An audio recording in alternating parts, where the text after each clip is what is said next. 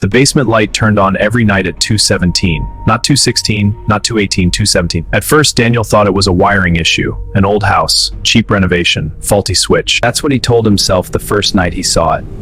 And the second. And the third. But by the seventh night, he stopped calling it a coincidence. Because the thing about coincidences is, they don't usually wait until the whole house is asleep. Daniel Mercer had only lived in the house for 11 days when he first noticed it. It was the kind of property that looked better in photographs than in person.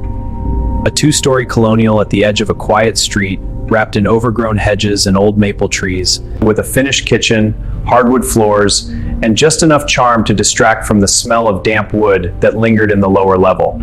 The previous owners had moved out fast. Too fast, according to the neighbor across the street, who mentioned it casually on moving day. Nice people, she'd said. Didn't stay long. Daniel hadn't asked why. Houses changed hands, people moved, jobs shifted, marriages failed. Life happened. He didn't need a story, he needed a reset. After the divorce, the quiet felt necessary. He was 34, sleeping badly, working remotely, and trying very hard not to think about how quickly a life could collapse when two people stopped pretending at the same time. The house was supposed to help.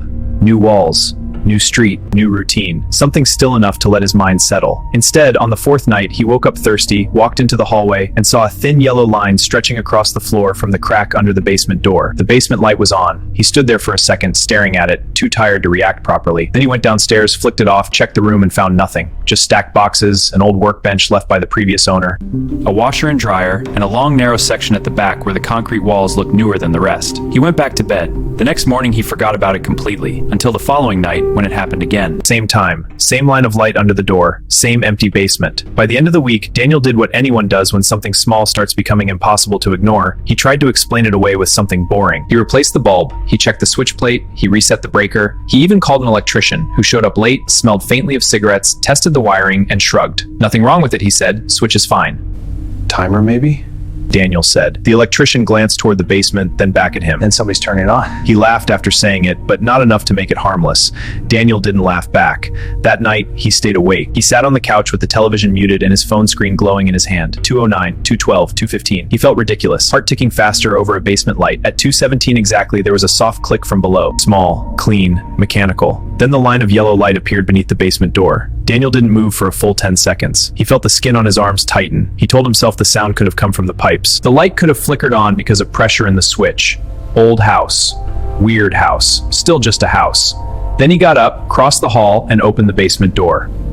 The stairs descended into silence. Light pooled softly across the concrete floor below. The bulb overhead was on. Nothing moved. He went down slowly this time, one hand brushing the wall, every step louder than it should have been. The basement smelled the same as before. Dust, moisture, detergent. He checked behind the furnace, behind the washer, under the stairs. Empty. But when he reached the bottom and turned toward the back wall, he stopped. One of the boxes he had stacked near the shelves had been moved.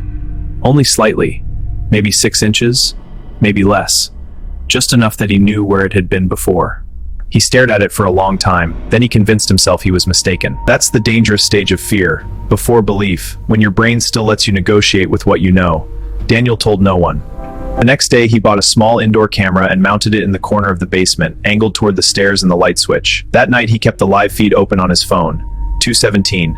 The image glitched. Just for a second, static fuzzed across the screen, then cleared. The light was on. He scrubbed the playback, but the recording around 2:17 was corrupted. 3 seconds of digital noise, then the bulb already glowing. He watched it 5 times. Nothing. No figure, no hand, no movement near the switch. Just interference, then light. The next morning, he checked the camera physically. Battery full, signal strong, working normally. He moved it closer.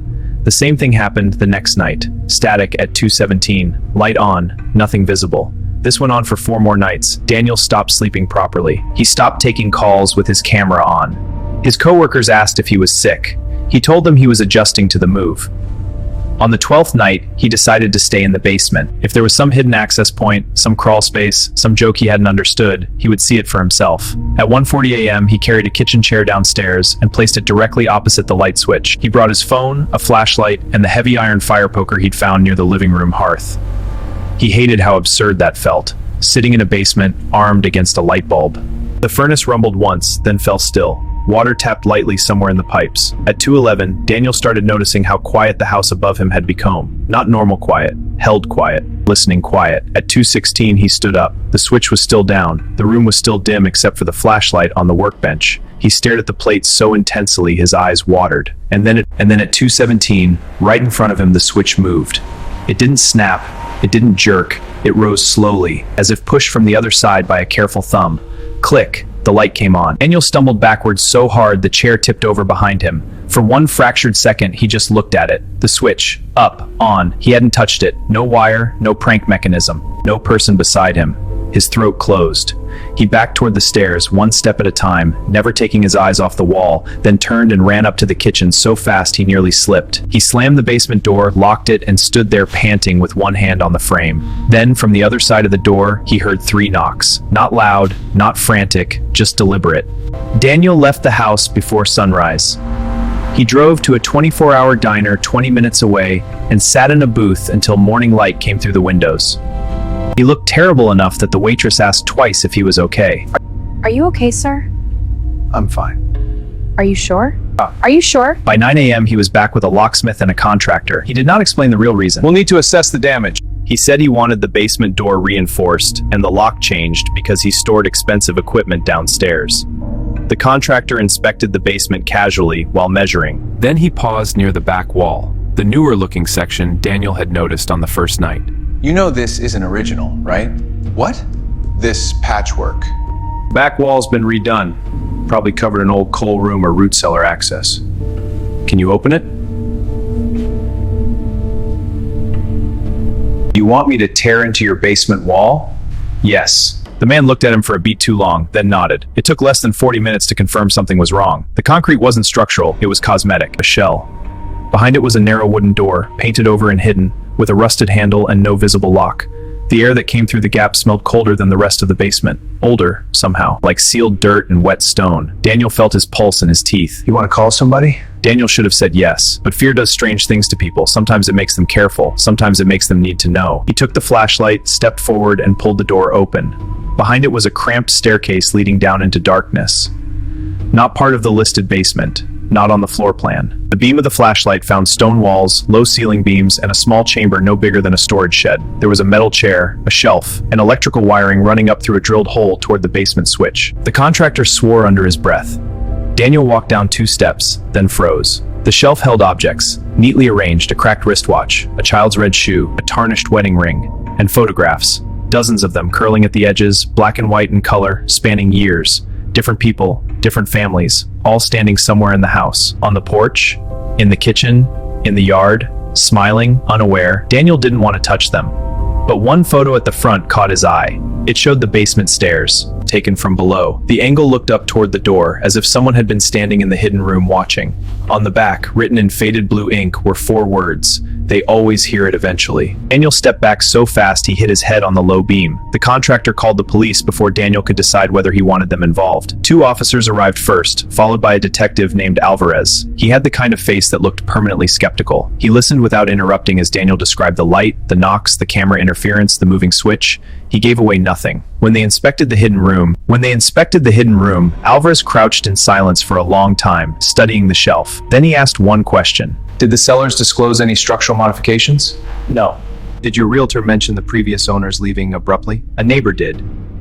We'll contact them. The house was searched thoroughly. No intruder, no current occupancy, no fingerprints useful enough to identify. The wiring in the hidden room was real, though. Someone had rigged it to control the basement light from below years earlier. The setup was old, but functional. A concealed switch in the hidden chamber allowed the basement light upstairs to be turned on remotely. That should have made Daniel feel better. It didn't, because he had seen the basement switch move upward in front of him. The concealed wiring could activate the bulb. It could not physically lift the switch plate upstairs, unless something else had been altered. The officers checked. No motor, no magnet, no mechanism. Nothing that explained what Daniel saw. By evening, the police took the photographs and personal items for processing, and Alvarez told Daniel carefully that he might want to stay elsewhere for a few nights. Daniel agreed too quickly. He spent the next 3 nights in a hotel, where he slept with every lamp on and the television running.